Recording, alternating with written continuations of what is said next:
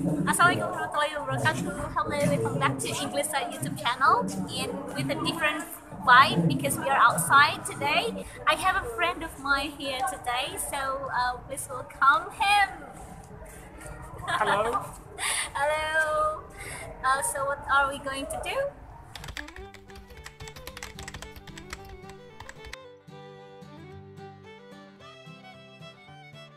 So today we are going So to it's have talking in English, like yeah, full we are English. talking in English, and if it's needed, we are talking in Indonesia to make Sure. Okay, so we are going to have like some questions that will be delivered by the PD, our PD. Cool.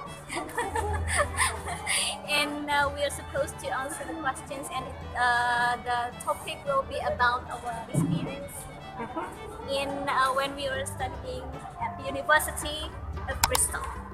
Okay, It was a long time ago. which was a long time ago. It's actually how many years ago?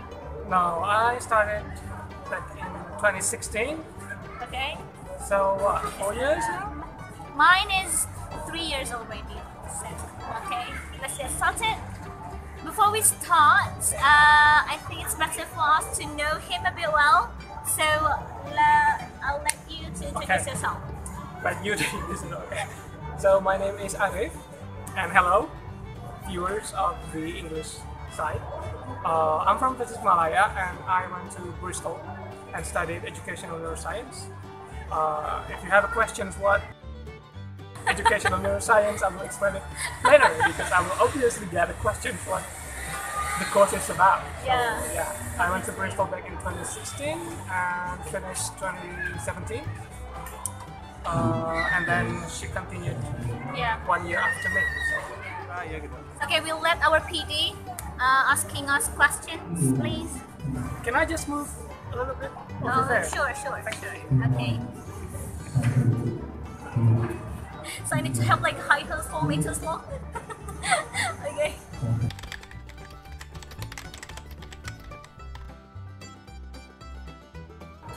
My reason was that educational neuroscience was actually well developed in British universities compared to the other countries. So that's why I choose University of Bristol. Yeah, mine's so simple because UK is very beautiful and has a nice weather. Because I like, for your information, I like winter. Yeah, even though many other countries have winter season, but I prefer UK to have that. That's so simple. Maybe there's Harry Potter first. And Harry Potter because I am Harry Potter head. How about you? Are you happy with Harry Potter? I used to be, now What? I don't know. Childhood memories. Okay.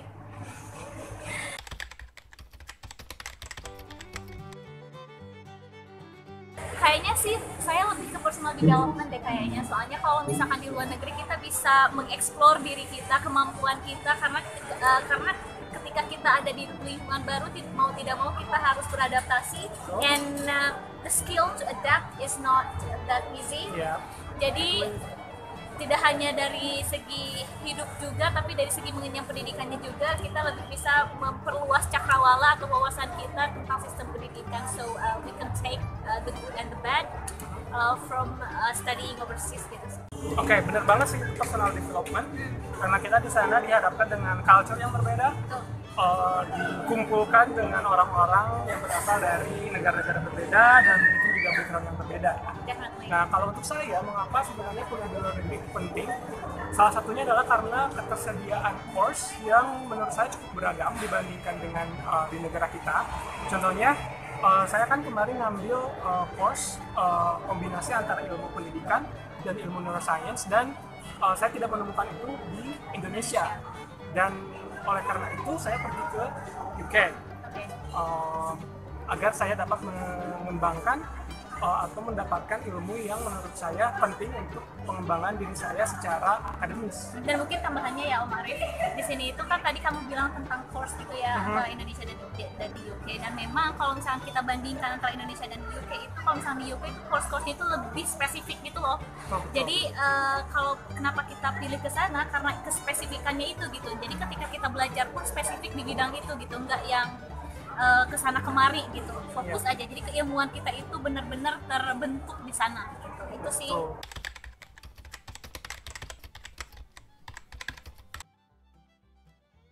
Mine's 1 year. Same. Ya. 1 tahun aja, 12 bulan. Saya berangkat bulan September, pulang bulan September. Begitu juga saya. Dan memang mostly di UK itu cuma 1 tahun, only 1 year full time. Yep. Dan it depends on the course actually. Alright. Dan kebetulan course kita itu cuma 1 tahun, dan biasanya di UK itu yang 2 tahun itu seperti engineering ya, engineering dan juga social work biasanya, karena itu merupakan 2 major yang sekarang itu UK butuhkan, makanya 2 tahun.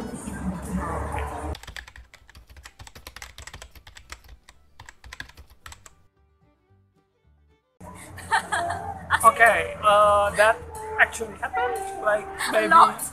sebulan selama pembelajaran itu kayak saya melalui proses yang sangat berat untuk mengikuti proses pembelajaran, terutama dari segi bahasa. Ada culture shock juga dengan sistem yang lain-lain. Nah, untungnya waktu kita kuliah kemarin itu sistemnya sangat support sekali, karena setiap mata kuliah, setiap lecture itu direkam dan di akomodasi atau di rumah atau di kosan kita bisa replay rekaman itu berulang-ulang. Dan itu yang terjadi pada saya selama sebulan kurang lebih untuk penyesuaian. Exactly the same. Saya juga sebulan banget kira-kira ketika datang ke kelas cuman melohok saja because I don't really understand what they said at that time.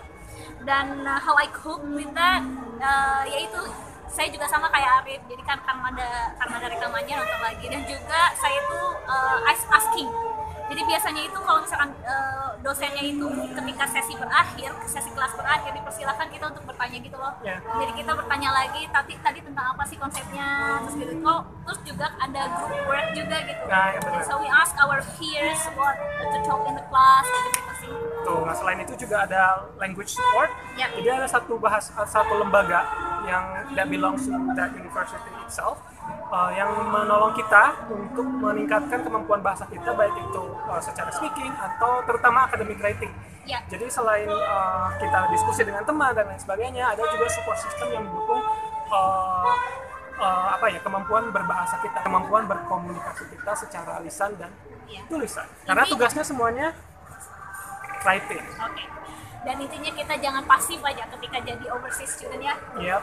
We need to be so active. Gitu, harus aktif.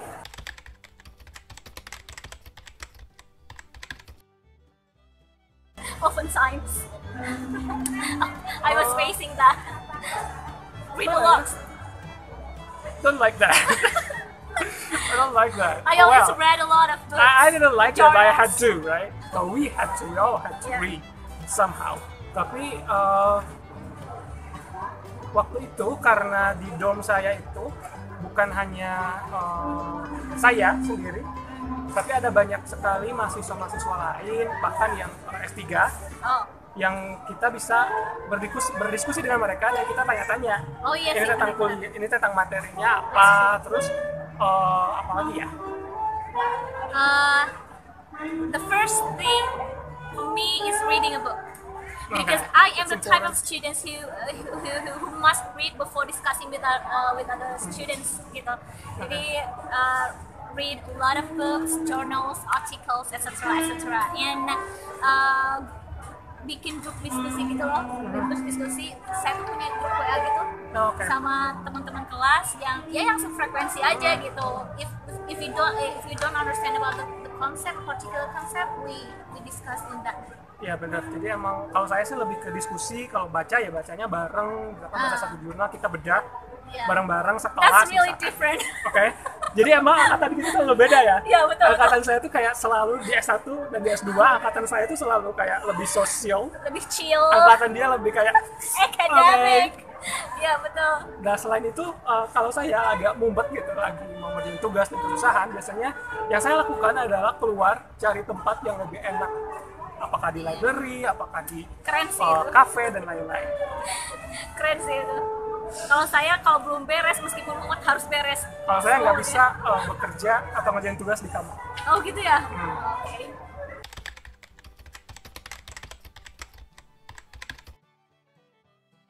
Most of the time SKS. SKS always works. Tapi untuk klarifikasi ya, saya nggak dengar kayak ada istilah UAS atau misalkan final exam. Nggak ada kayak term kayak gitu ya, nggak ada istilah kayak gitu. Cuman setiap course itu ada tugas akhir yang bentuknya essay atau misalkan mini research atau research. And mostly education memang research, memang essay bentukannya. Beda kalau misalkan lebih ke engineering atau mereka biasanya ada kayak UTS. Betul, UTS, UAS gitu secara teori. Yang kita duduk gitu kan. And formalize everything is formalized. Tapi kita mah lebih apa ya?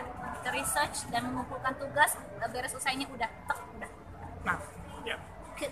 Dan tetap SKS. SKS always works.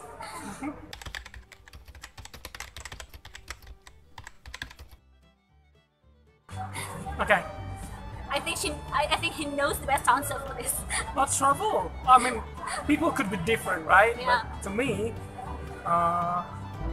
selalu ada pembagian waktu. Misalkan, I never work on weekdays. Okay.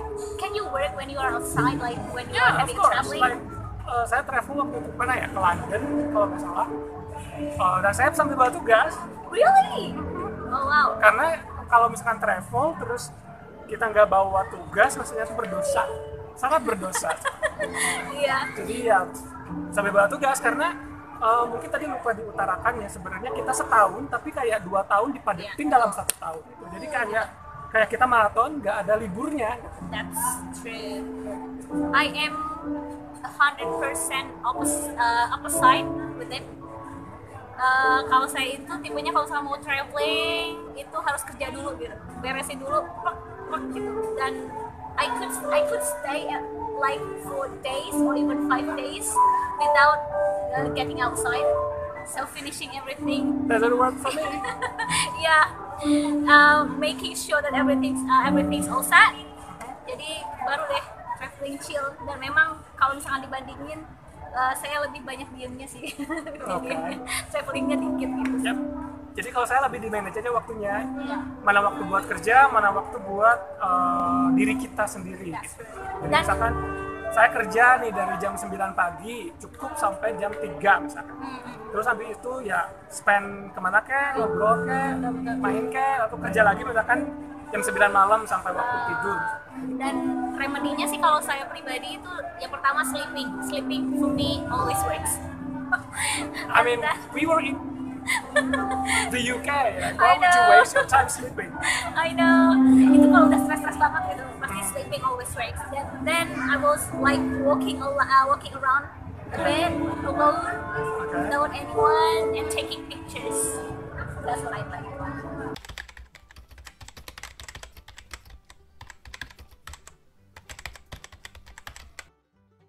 Bareng-bareng ya.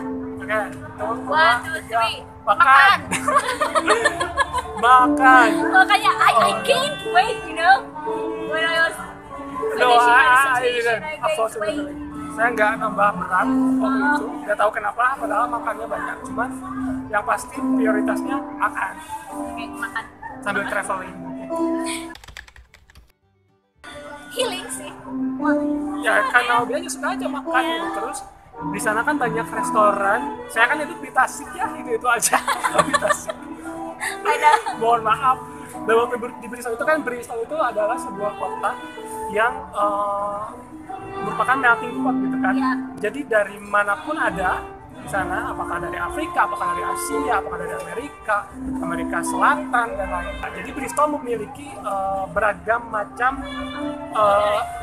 culinary. Dan menurut saya akan sangat sayang kalau saya tidak memanfaatkan momen itu untuk mengenal budaya lain melalui makanan. Night person.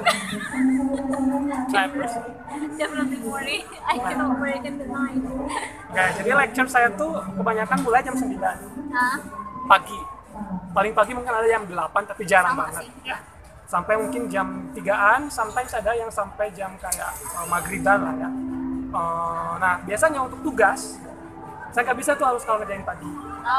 Jadi biasanya di perpus itu misalkan dari jam 9 habis dinner sampai jam 3 subuh. Karena ada perpus yang bukanya 24 jam. Wah, cowok sih emang. Jadi lebih sepi gitu, jam segitu lebih sepi, lebih kayak chill aja gitu. Okay. Yeah. So you're not. I am definitely morning person. Jadi kalau misalkan morning itu gimana ya, otak saya itu kayak fresh aja gitu. Dan meskipun misalkan I know it's crowded, tapi biasanya saya cari spot atau library yang memang sepi gitu, sepi, dan kebetulan di sana itu memang mendukung personalized room gitu, library-nya. Jadi I always gitu ya? Ya, cubicle gitu. Jadi I always like utilize that for completing my work.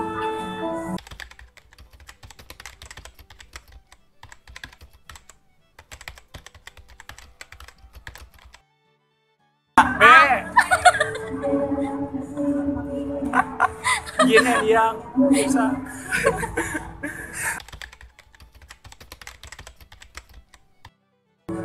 Maybe first, fresher memories? Fresher memories. It's about relationship with our lecturers. We feel like we're very close to each other, to one another. Jadi kita nggak asa-asa apa asa-asanya? Nggak kagok? Nggak kagok lah gitu ya. Nggak kagok kalau misalkan kita ngobrol gitu sama-sama keluhan-keluhan kita secara belajar, terus juga apalagi ya, pokoknya maintaining relationship itu keren banget kalau sama-sama lecturer. Intinya kedekatan dengan lecturer aja gitu.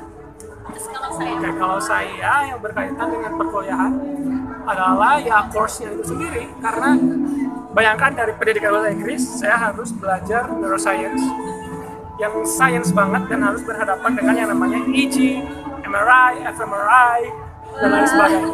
Itu kayak hal baru, hal yang fresh banget, dan yang paling memorable. Okay.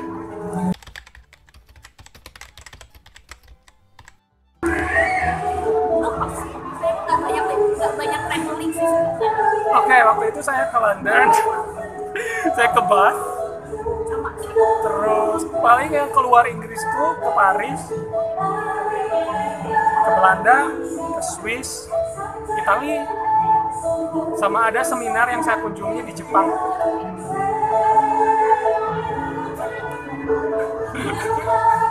Ya gitu lah ya. You can spot me on that. Kalau misalnya sekitaran Inggris udah Europe, Leeds gitu, terus London. Enak ya jalan-jalannya tuh kayak walaupun sendiri, terus kayak aman. Meskipun jam berapa gitu ya, terus jalan kaki 30 menit pun nggak kerasa. Itu intinya gitu sih. That was a different story when I asked her to walk from Westminster Bridge to That was my first time touching down UK, yeah. Right? Okay. So I wasn't used to it.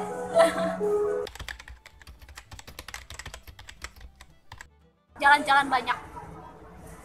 Perpisahan dengan dosen pas pulang. Oh. Karena it was really complicated for me in the end of the year karena I had to go to Japan.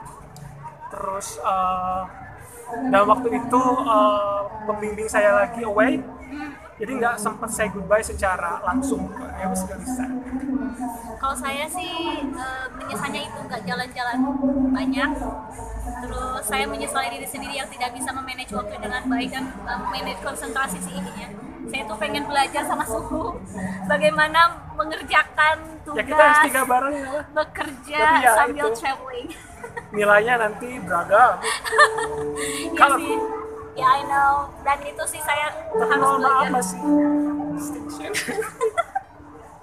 Ya itu sih. Intinya saya tuh harus yang saya susahnya itu tidak bisa menurunkan ekspektasi perihal nilai dalam hal ini. Dan kalau misalnya saya punya kesempatan lagi S3, amin ya. Pengen jalan-jalan and work while traveling. Okay.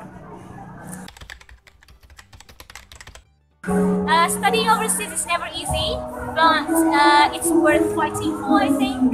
So if you have a dream to be an overseas student, don't give up that easy. So you must fight with yourself, fight with the reality, and fight for your dream. And once you are there, studying abroad, just be confident because you could actually make it. Yeah. Everything will be okay. There is always support system that could support you. So just be confident and relax. Dan jangan cemas. Get active. Get active. That's our stories and suggestions. And I hope you guys enjoy the background music. Yeah. See you. Cheers in another Ito. Bye. Cheers. Cheers. Cheers. Cheers, man.